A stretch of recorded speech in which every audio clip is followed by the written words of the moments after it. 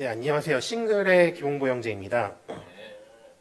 원래는 제가 PPT를 준비했었는데 여기 다운을 미리 못 받아서 그냥 대본에 있는 것으로 좀 하겠습니다. 혹시 좀 이해가 안 되는 부분이 있더라도 양해를 부탁드립니다. 오늘 새해 첫 예배에 처음으로 그 말씀 나눔을 하게 돼서 또 더군다나 제가 성찬 헌금 나눔 같은 건 종종 했는데 또 말씀이 나온다고 하니까 되게 좀 부담되기는 하더라고요. 근데 또 준비하다 보니까 목사님이 이제 성경을 중심으로 말씀을 전하는 것과는 다르게 좀 뭔가 다른 게 더 많이 들어가지 않나 싶은 생각도 들어서 저 형제는 저렇게 생각하고 있구나 하는 정도로 봐주셨으면 좋겠습니다. 네, 제가 오늘 말씀 나눌 주제는 자율주행과 제자훈련입니다. 네, 뭔가 요상한 단어의 조합이죠. 전통적인 미래기술, 다이어트 감자튀김처럼 이질적인 단어가 모여있는 느낌일 것 같습니다. 저도 여느 그 남자들처럼 IT 기기들을 좋아하다 보니 관련된 유튜브나 기자들을 종종 보게 되는데요. 최근 들어 자율주행 기술을 보면서 받은 인사이트가 있어서 제자훈련과 연관시켜서 나누려고 합니다. 미래에는 자동차가 모두 전기차로 바뀔 것이다. 또 자율주행이 될 거다라는 말을 들으신 분들이 많이 계실 거예요, 이제는. 네, 잘 모르시는 분도 테슬라라는 기업은 많이들 들어보셨을 거예요. 세계 제1의 부자이자 괴짜 일론 머스크가 수장인 기업으로 유명합니다. 이 테슬라가 선도하는 기술이 바로 자율주행 기술입니다. 주식을 하시는 분이라면 테슬라 가자 외치셨던 분이 계실 것 같아요. 여기는 안 계신 것 같아요. 제 주변들에는 좀 있어서. 자율주행은 운전자가 운전하지 않고 목적지까지 자동차가 스스로 운전해서 데려다주는 기술입니다. 저처럼 자동차가 주는 편리함은 좋아하지만 운전은 싫어하는 사람들은 간절히 바라는 기술입니다. 세계 유술 자동차와 IT 회사들이 해당 기술을 경쟁적으로 개발하고 있는데 이 기술에는 두 가지 접근 방식이 있다고 합니다. 하나는 룰 베이스드, 규칙 기반 자율주행 기술이고 하나는 AI 베이스드, 인공지능 기반 기술입니다. 룰 기반은 주어진 규칙과 로직을 미리 사람이 설정해 놓고 그것들을 최대한 많이 입력을 해서 그거에 잘 맞춰서 가게 하는 것입니다.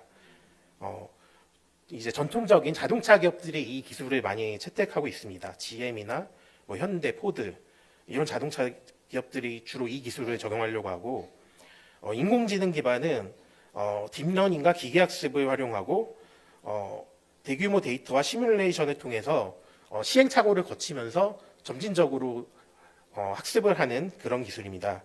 주로 테슬라, 구글, 바이두, 인텔 같이 자동차 회사가 아닌 IT 기업들이 해당 기술을 기반으로 이제 개발하고 있습니다. 근데 얼마 전에 룰 베이스드 기반을 주로 하던 기업들이 차례차례 이제 자율주행을 포기하고 있다는 기사가 나왔습니다. 그래서 현재는 인공지능 기반이 이제 기술로 대세가 굳혀지고 있다고 보고 있습니다. 제가 조금 더 설명드리면 제가 전문가가 아니라 틀릴 수 있지만 간단하게 이해하는 바로는 룰 베이스드 룰 기반으로 하기 위해서는 정확한 데이터를 기반으로 특정 조건에서 어떻게 해야 하는지 정해줘야 합니다. 주변 차와의 거리, 내 차의 속도, 장애물의 종류 이런 것들을 하나하나 다 미리 입력해서 어떤 조건에 해당하면 피해야 되는지, 어떤 조건에 해당하면 급정거를 해야 되는지 이 기술은 장점은 초기 개발이 쉽습니다. 그리고 특정 상황에서는 오류 없이 안전하게 작동을 하죠. 단점으로는 초정밀 지도와 수많은 용량의 데이터가 필요합니다. 그래서 처음에 개발은 쉽지만 최종적으로 완성은 어렵습니다. 그리고 AI 베이스드는 이게 말로만 설명해서 설명이 될지 잘 모르겠지만 특정 시뮬레이션 환경에서 목적지만 입력하고 안전하게만 가면은 어떻게 해도 된다. 그런 기반으로 AI가 알아서 이제 학습을 하게 되는 겁니다. 처음에는 어렵지만 그리고 또 고난도의 AI 기술이 필요하지만 나중에는 학습되지 않은 상황에서도 유연한 대처가 가능하게 됩니다. 근데 저는 이런 것들을 보면서 좀 이 두 가지 방식 중에 룰 베이스드가 저희가 엔전했던 좀 제자 훈련과 유사하지 않나라는 생각이 들었습니다. 제자는 어떠한 것들을 하거나 하지 말아야 돼. 이러면 제자가 될 수 없어. 탑다운으로 우리가 서로 이제 컨트롤을 했던 것 같습니다. 제자 훈련자의 말을 듣지 않으면 겸손하지 않고 죄를 짓는 것처럼 생각이 되었습니다. 사실 강력했습니다. 우리가 배운 많은 것들이 사실 성경을 기반으로 했기 때문에 나쁜 가르침이라고 할 수는 없습니다. 우리는 우리의 삶을 급격하게 바꿀 수 있었고 말씀을 따름으로 많은 은혜를 경험했습니다. 하지만 우리가 제자로서 지내는 기간이 길어졌을 때 한계가 느껴졌다고 생각합니다. 우리는 우리 삶에 일어나는 모든 일들을 가르칠 수 없습니다. 한 가지 일에 대해서 여러 형제자매들에게 조언을 얻으면 모두 같은 답이 오는 것만도 아닙니다. 다른 사람들이 조언을 할 수 없는 일들도 있습니다. 저는 규칙을 따르는 걸 좋아하기 때문에 제가 살면서 붙이는 모든 일들이 사실 성경에 있으면 좋겠다고 생각했던 사람인데 네, 그렇지 않아서 참 많이 어려워했던 기억이 납니다. 언젠가 한 형제가 저에게 물은 적이 있습니다. 누가 죽을 위기에 처해서 그 사람을 숨겨주기 위해 거짓말을 해야 한다면 정말 안 할 거냐고. 전 개인적으로 좀 창피하지만 저는 이 중고등부 교리문답에나 나올 법한 말에 바로 답할 수가 없었습니다. 저는 우리 교회에서 모든 죄는 동등하다고 배웠고 선의의 거짓말이란 없다고 배웠기 때문이었습니다. 만약 거기서 거짓말을 한다면 한 사람의 생명을 살리는 것이 거짓말을 하는 것보다 낫다는 가치 판단에 내가 내려야 하는데 가치 판단을 하는 주체가 나라면 결국에는 다른 것들도 내가 스스로 정당하지 않을까 하는 기본적인 생각이 있었습니다. 그래서 질문을 듣기 전에는 거짓말을 안 해야 된다고 생각했던 것 같습니다. 극단적으로 말하면 거짓말은 죄라고 배웠지만 다른 사람 목숨을 구하지 않는 것이 죄라고 배운 적은 없지 않나요? 여기까지 생각하면 좀 무서운 것도 같습니다.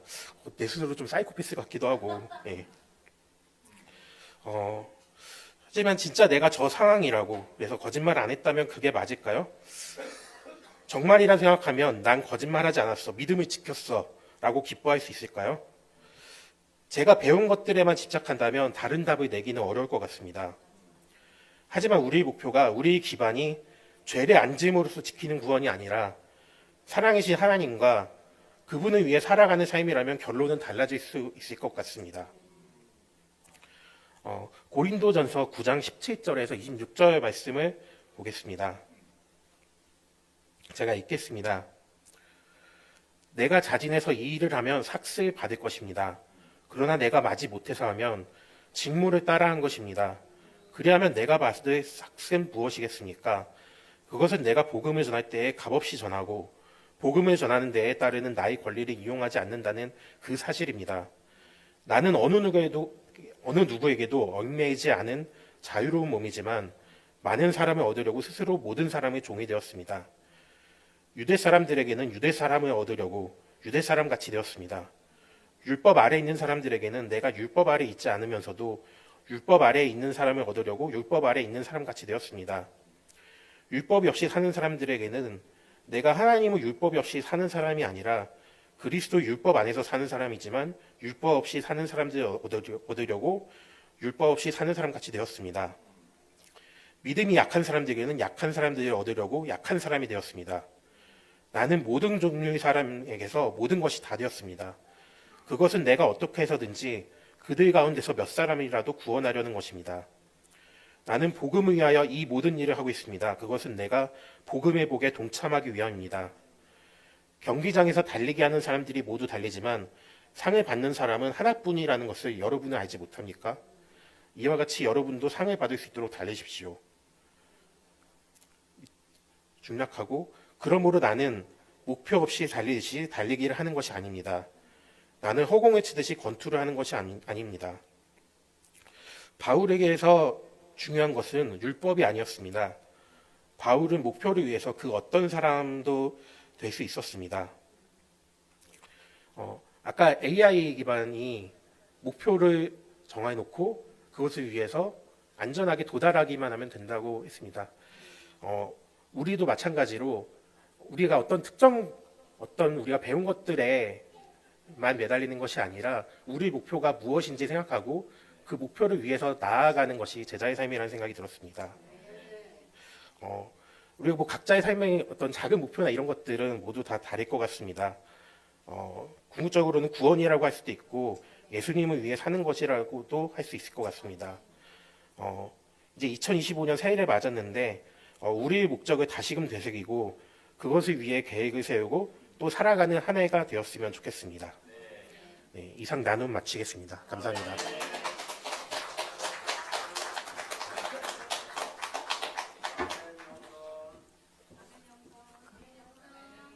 안녕하세요. 싱글부의 박영선입니다. 오늘은 하나님께서 계속해서 저에게 스스로를 훈련하라고 하시는 것들과 그것을 통해서 제가 배우고 있는 것들에 대해서 여러분과 함께 나누고 싶습니다. 많은 분들이 아시겠지만 저는 2년 전에 마지막으로 회사를 나오게 돼서 이제는 인터넷으로 해외에 물건을 파는 개인 사업을 하고 있습니다. 회사를 다닐 때는 그냥 성실하기만 하면 보상으로 월급이 나오지만 사업이라는 것은 정말 믿음이 없으면 이어갈 수 없다는 것을 많이 배우고 있습니다.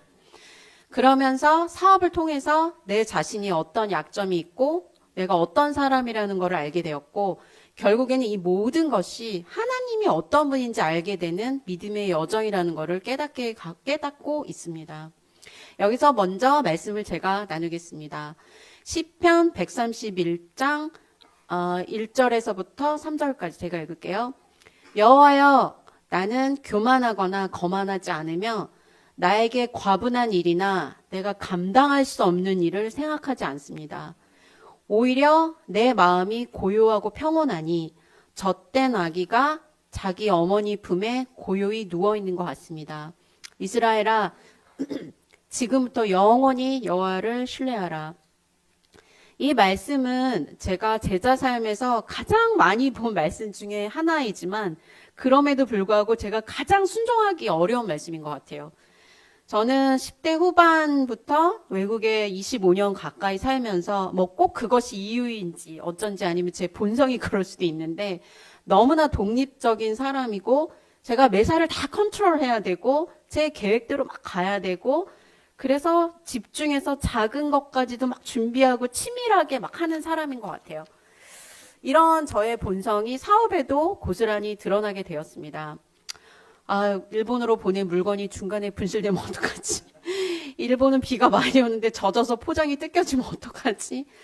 이 고객이 상품을 구매한다고 하는데 왜 입금을 빨리 안 하지? 매출이 떨어지면 내가 일을 계속해야 하나 등등. 작은 것에서부터 큰 것까지 계속 생각하고 불안하고 고민하고 그런데 잘 생각해 보면 이 모든 것 중에서 제가 컨트롤할 수 있는 건 한 가지도 없다는 것입니다. 말하자면 이 말씀처럼 내가 감당하거나 컨트롤할 수 없는 부분인데도 저는 그 선을 자꾸 넘는 것 같아요.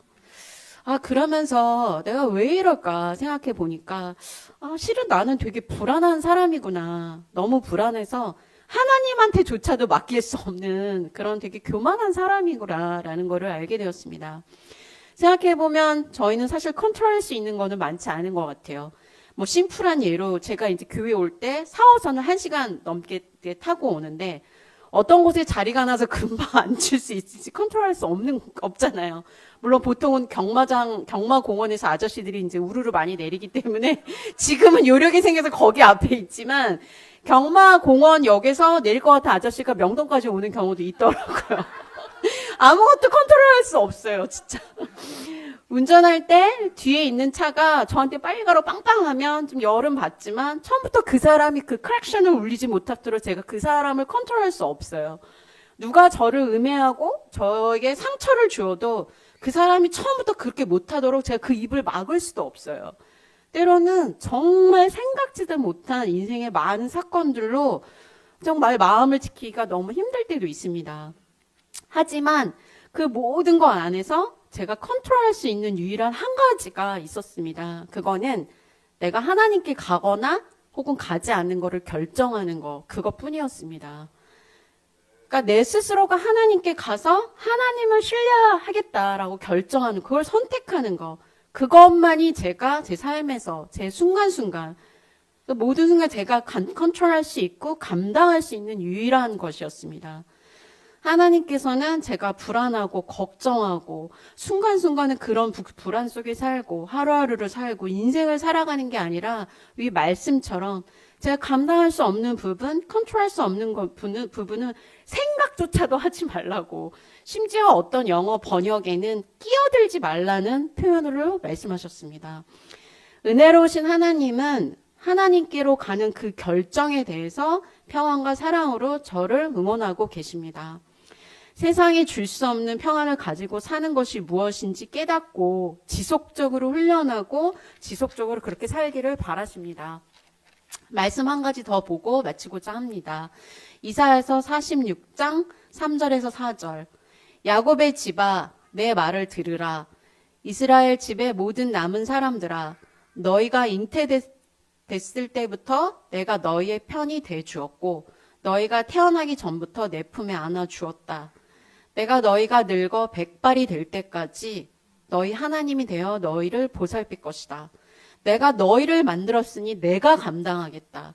너희를 돌보고 보살필 것이며 너희를 도와주고 구해주겠다. 하나님께서는 우리를 지으셨고 그래서 하나님 안에서 우리가 어떤 존재인지 잘 알고 계십니다. 그것을 잘 잃어버리는 건 저희들인 것 같습니다. 하나님께서 나를 감당한다고 약속하셨습니다. 그리고 그것은 분명 하나님의 뜻과 방법과 타이밍에 따라서 행해지게 될 것입니다. 우리가 감당해야 할 유일한 것은 하나님께 가는 것, 그리고 하나님이 어떤 분인지 기억하는 것이라고 믿고 있습니다. 올해 2025년 저는 복잡하게 머리 굴리거나 하지 않고 제가 감당할 수 없거나 컨트롤할 수 없는 걸 안 하고 싶어요. 2025년 저기 명동교회 슬로건처럼 주여 도와주어서라는 제가 유일하게 컨트롤할 수 있는 그 부르짖음을 하나님한테 갈 수 있는 그것을 하고 싶습니다. 감사합니다.